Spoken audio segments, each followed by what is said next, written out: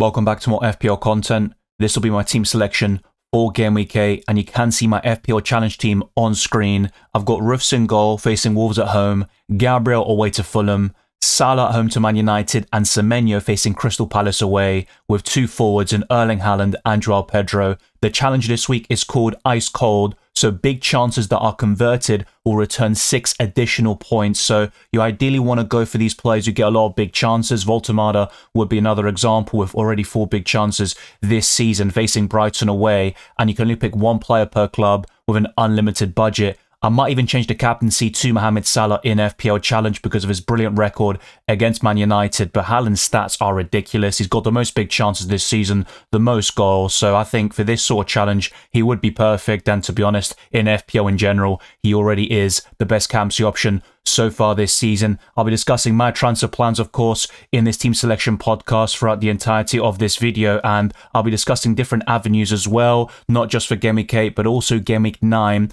The wildcard is a possibility, and for some people watching, the bench boost will be very popular in Game Week 8 and 9, and I think it's a great time to use this chip and get it out of the way. For those that haven't triple captained yet, I would recommend Game Week 14 or 15, but you could also see more rotation and reduced minutes, even for the likes of Haaland and Salah by that stage of the season. AFCON transfers will be a thing in Game Week 16 where everybody gets 5 free transfers allocated, and that'll be very interesting to see how we tackle that sort of period. And the wildcard in Game Week 8 or 13, that'll be another big debate, which I'll delve into across this podcast. Be sure to drop a like, subscribe to the channel, and also the notification bell so you're always up to date with my content, both FPL and Use Your Fantasy videos. You'll have more matchday free coverage in the coming weeks, so stay tuned for that, of course. And for Game Week 8, you've also got more to look forward to, like the best wildcard squad, predicted lineups, and the deadline stream on Saturday. Follow me on X, Instagram, and Blue Sky, Dylan LCM, and check all the other links in the description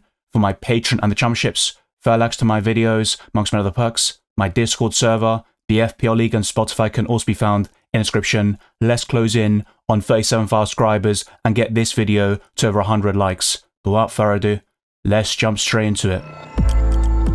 It has been a while since Game Week 7, but as usual, I'll delve into a review of the previous match day, and it was a fairly positive week for me, and I'm building some momentum now in Fantasy Premier League. Dubravka was my goalkeeper. He made 5 saves in that 2-1 defeat against Aston Villa, so very close to getting 3 points, but ultimately he got the same amount of points as my backup goalkeeper in this case, who was on my bench in Robert Sanchez. As for my defensive line, Pedro Porro scored DEFCON against Leeds United and got a fantasy assist, so it was a very healthy return from him, 7 points overall. Facing Aston Villa and Everton next, I don't think Porro is a priority sell, but I think by the time we get to Game Week 10, I think he will be sold by a lot of FPL managers, and that could be the ideal time to sell him, or when he's about to face Chelsea at home, to be fair. I think that is basically what you're kind of looking at, because by the time we get to the Game Week 10-12 period, Spurs will be facing Chelsea and Arsenal, and I think Porro has a very unlikely chance of getting returns in those matches. The same goes for Konsa, who has been a terrible FPL pick from the beginning. He doesn't score DEFCON. Aston Villa don't keep clean sheets, so it's 2 points after 2 points, and even when Villa kept a clean sheet in Game Week 1 against Newcastle, he was sent off and delivered 3 points overall. But Gabriel has been exceptional. He got a clean sheet against West Ham, scored DEFCON once again, and also accrued a bonus point. So I think Gabriel is the best defender in Fantasy Premier League right now. It's a close call between him and Jurrien Timber, but I think in the long run, Gabriel will pip him as he's got more goal potential and less likely, I think, in terms of the rotation, because you've got Ben White knocking on the door. We saw in the Champions League in match day 2, where Gabriel started that game, Timber was rested for Ben White, and we could see that happen on the odd occasion in the Premier League. I did talk about this in my Transfers podcast. For example, when Arsenal play Burnley in a couple of weeks' time, I think that could be a nice occasion and opportunity to rest Jurrien Timber in the Premier League. As for the midfield, I've got Bruno Fernandes, who was 1 defensive action shy of scoring 12 defensive contributions to get those additional points. So he has been very frustrating from an FPL perspective. He had a great shot, which was saved onto the crossbar by Roofs, but Bruno Fernandes with those 2 penalties missed this season against Fulham and Brentford. I think if he had converted those, we'd have a completely different perception of Bruno Fernandes as an FPL asset. I don't think he's a priority sell, even though he's about to face Liverpool away. He scored at Anfield last season in a thrilling game, and he could do the same this time round against the struggling Liverpool side. But ultimately, I don't have too much expectations on Bruno Fernandes this week. I'd still plan to start him, as I'll talk about in the team selection portion of this podcast. Reinders blanked once again. He is very frustrating. He had a good effort saved by Kelleher, but ultimately it's so difficult to predict when he's going to return. In Game Week 1 against Wolves, he was on fire and he looked like an incredible FPL asset. But of course, apart from that, he has been blank after blank. The only other assist or goal contribution was against Arsenal, where he also scored DEFCON, but he's not going to do that very often in this campaign. But the other 2 midfielders carried this position. Ndiaye scored a penalty in that 2-1 victory against Crystal Palace, ending the Eagles' 19-game unbeaten run across all competitions. And Antoine Semenyo scored a brace and got an assist against Fulham in a 3-1 win on Friday night, the opening game of matchday 7. And he is by far the best midfielder in FPL right now, and he's rivaling the likes of Erling Haaland up front. Speaking of which, I went for Erling Haaland as my captain. He got 2 bonus points and the winning goal against Brentford, only pipped by Gavardio in terms of the bonus points in that match. Joao Pedro blanked once again, and he has looked ineffective in recent matches, but Chelsea have a great fixture swing, and you could argue it starts now against Nottingham Forest away, especially if Ange Postecoglou stays at the club. And in terms of Nick Voltemada, he replaced the underperforming Chris Wood, who has been a disaster this season. Apart from that bracing Game Week 1 against Brentford, he has blanked in every other match in this campaign, and Nottingham Forest are winless under their manager. We could see a change happen even over the next few days, and Sean Dyche is in pole position to replace Ange Postecoglou. But I've already gained quite a lot from this transfer of Chris Wood to Nick Voltemada in terms of the FPL points. I got that penalty, of course, and it was a great penalty, by the way, by Nick Voltemada. He took it when Anthony Gordon wasn't on the pitch, it's worth saying. And in the Champions League, Gordon took 2 penalties against Union Saint-Gilloise, and I think Nick Voltemada is the best way of covering Newcastle's attack. And there were 5 forwards I highlighted in terms of investment for the next 5 to 6 game weeks. Erling Haaland goes without saying, despite the fact that Man City are near the bottom of the FDR, the fixture difficulty rating. I still rate Joao Pedro as an FPL asset, but he needs to step up very soon. Nick Voltemada was also mentioned alongside Jarrod Bowen, a massive differential, and Victor Gyökeres, who I think will score plenty of goals over the next month or so. And he has been disappointing, no return since Game Week 4, but I think Victor Gyökeres is still in that exclusive and elite group of the best forwards in Fantasy Premier League. But at least I captained the right player, so to speak. I know Antoine Semenyo was my vice, and he was the highest scoring overall. And on my bench, I only had 1 return in Cody Gakpo, who scored the equaliser at the time against Chelsea, but ultimately Chelsea prevailed in a 2-1 victory there for the Blues. Robert Sanchez was in goal there, and he was on my bench, so that's a 2-pointer from him. Lacroix got DEFCON but conceded twice against Everton, and Reinildo Mandava is still suspended. He'll be available on the 25th of October in Game Week 9 against Chelsea, but he will miss that plum fixture against Wolves at home. So in terms of the rank, I did go up to 1.8 million, courtesy of 75 points for the game week, which is the exact same as what I scored in Game Week 6. So I am being fairly consistent from that perspective, but there is still room for improvement, and I think a few picks have been underperforming for some time now, like Reinders, for example, and the one time that I did bench him was against Arsenal, where he did return. I've been very happy with the likes of Ndiaye, Semenyo,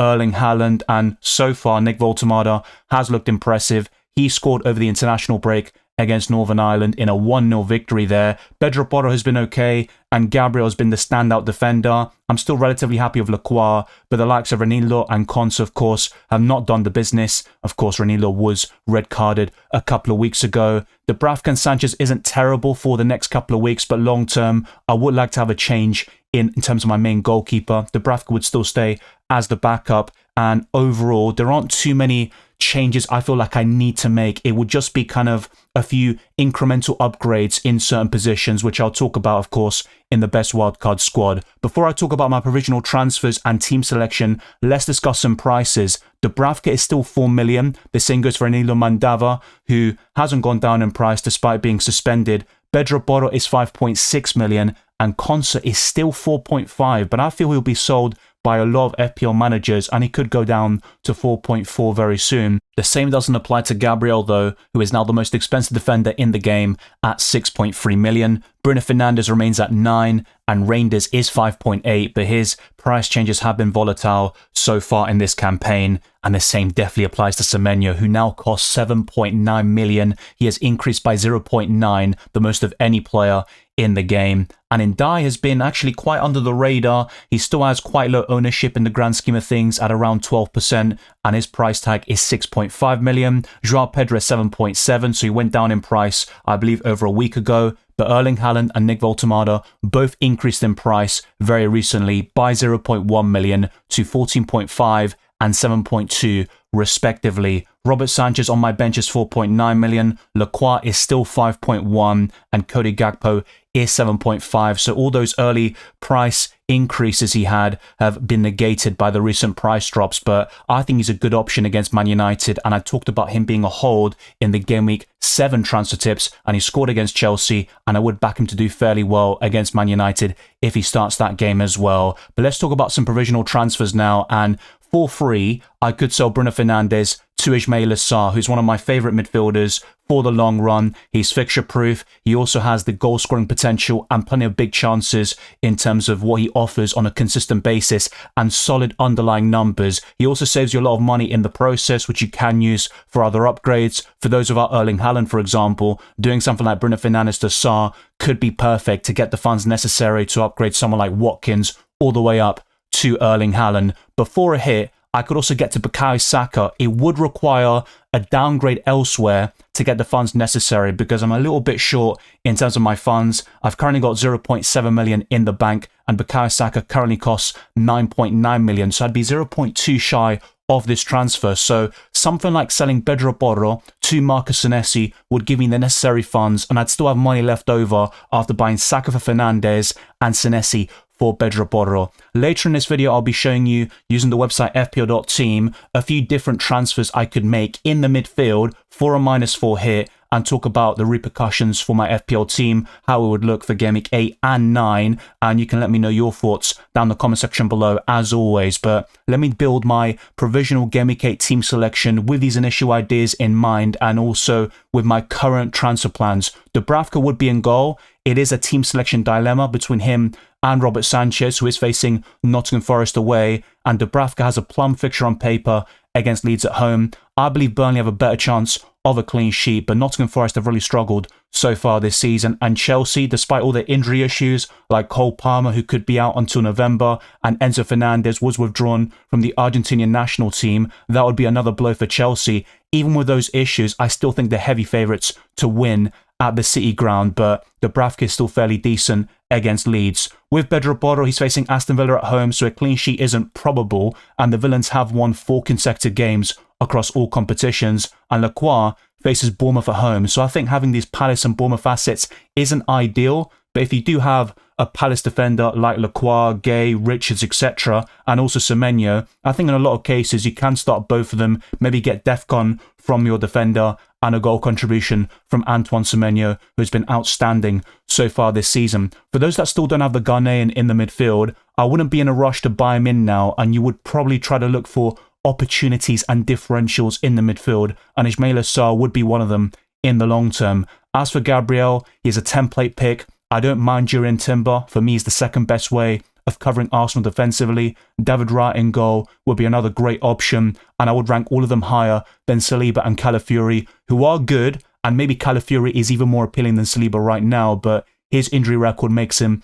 a bit of a risk, unlike Gabriel, who is usually so robust and reliable in terms of minutes, and he should start plenty of games for Arsenal this season. But it's worth noting that Piero Hincapié will be available after the international break, so a rest or a bit of rotation for Gabriel could be seen in the Champions League and or Premier League until the next international break in November. So bear that in mind. But facing Fulham away, Gabriel still has a chance of scoring a goal. He already has a few goals under his belt, both at Craven Cottage and at the Emirates. He also has the clean sheet potential. Arsenal have the best defence in the Premier League and they'll offer more security and reliability when it comes to those clean sheets. And Gabriel has been fairly decent when it comes to defensive contributions, even against so-called weaker sides when Arsenal have the majority of the ball. Going into the midfield, I'm planning to start 4 of them this time round, with Bruno Fernandes facing Liverpool away and Gakpo in the same fixture against Man United at home. And ultimately from those two, I do prefer Cody Gakpo this week, but in the long term, I'd rather keep Bruno Fernandes despite those 2 penalty misses and the frustrations when it comes to being so close to securing DEFCON. But Antoine Semenyo, he could blank against Crystal Palace. I'm not that bullish on him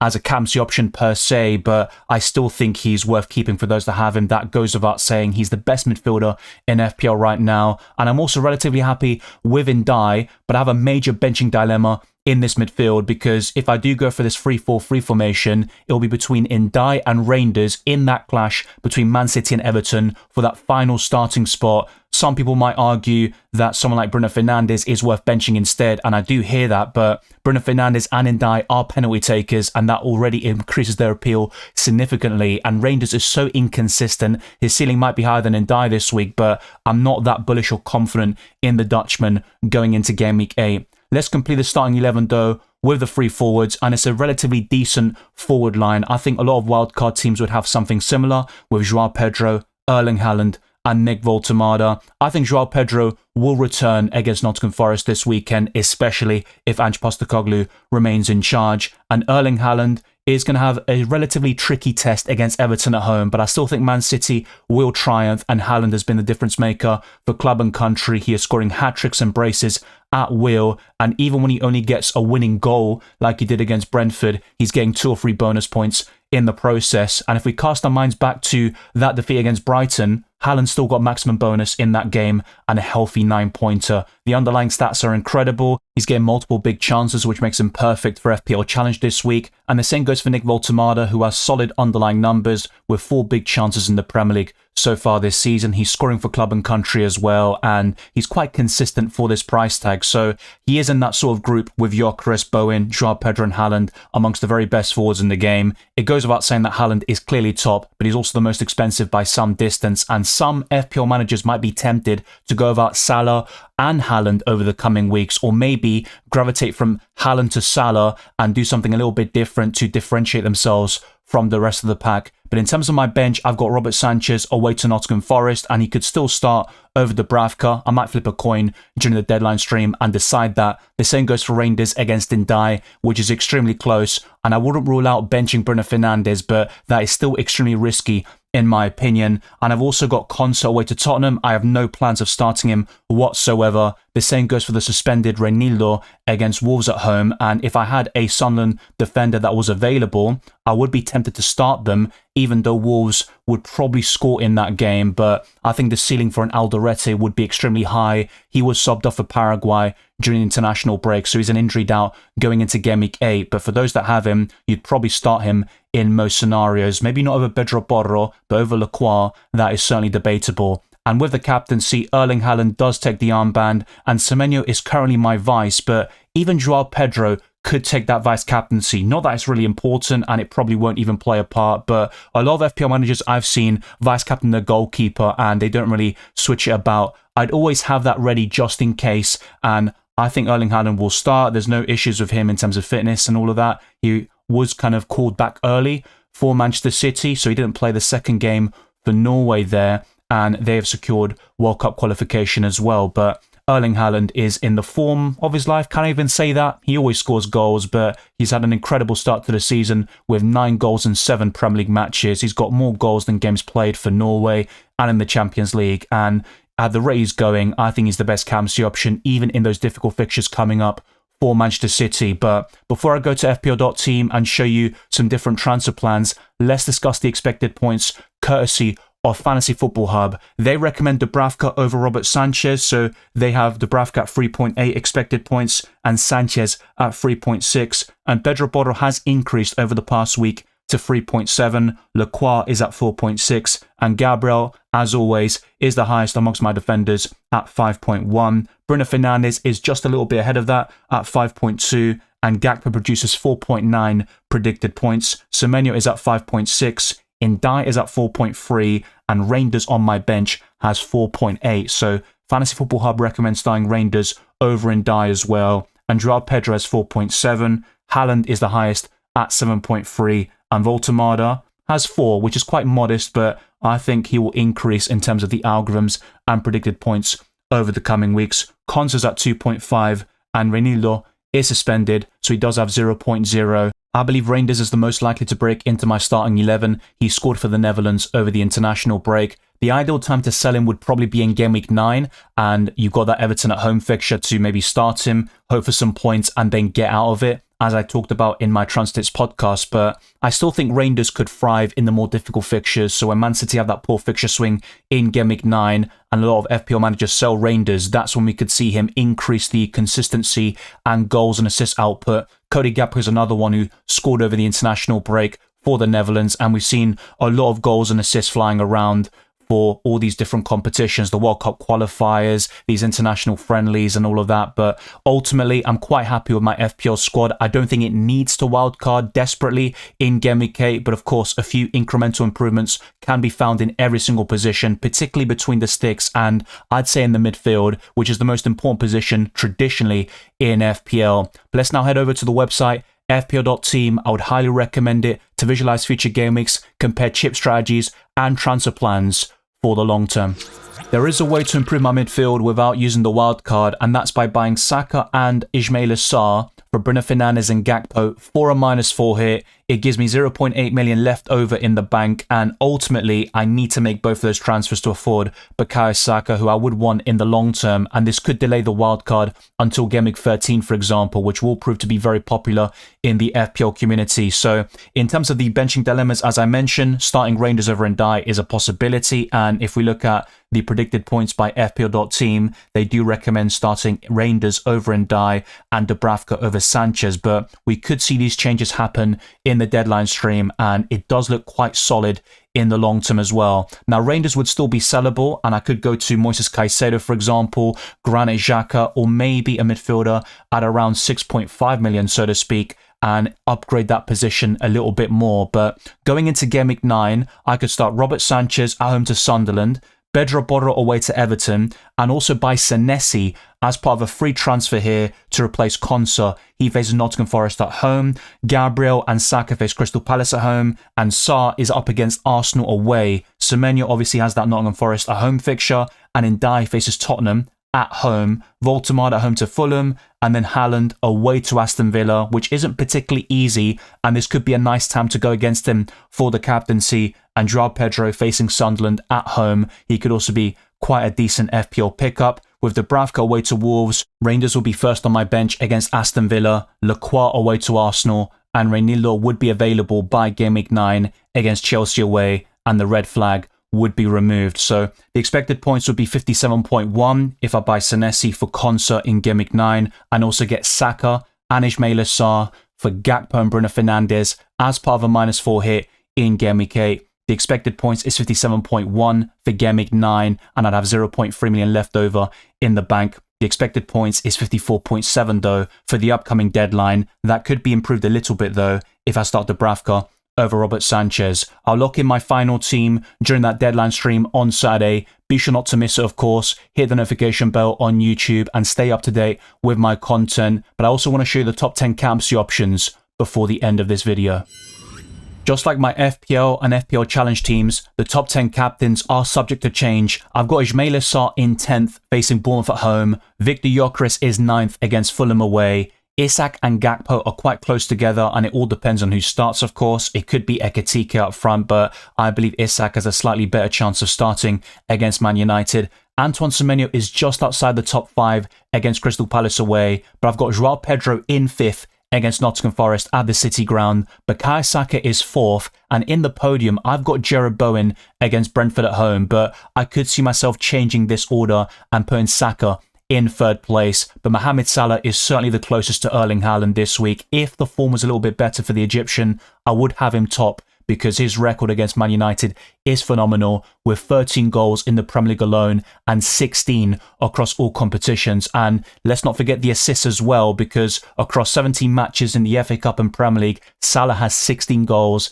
and 7 assists against Man United. That's a ridiculous record, and he could improve that even further despite a underwhelming start to the season for the Egyptian. He did score for his country over the international break, just like Erling Haaland, who is facing Everton at home, and even that top spot could change by the time we get to that Saturday deadline stream in a couple of days' time. So thank you very much for watching this video and listening to this podcast. If you enjoyed it or found insightful, then like this video, subscribe to my channel, and also hit the notification bell so you're always up to date with my content, both FPL and UCL Fantasy. Stay tuned for the return of matchday free content with the best wildcard and limitless squads next week. There's also my team selection, another deadline stream for the Champions League, which is very hectic to say the least. And for FPL, there is a best wildcard squad to look forward to, predicted lineups, and a deadline and reaction stream this weekend. Follow me on X, Instagram, and Blue Sky, DylanRCM, and check all the links in the description for my Patreon and the championships, further access to my videos, amongst my other perks. My Discord server, the FPL League, and Spotify can also be found in the description. We are closing in on 37,000 subscribers. Let's get this video to over 100 likes, and thank you very much for your support. I'll see you on Saturday for potentially 2 streams in the same day, and I wish you all the best of luck for the rest of the season.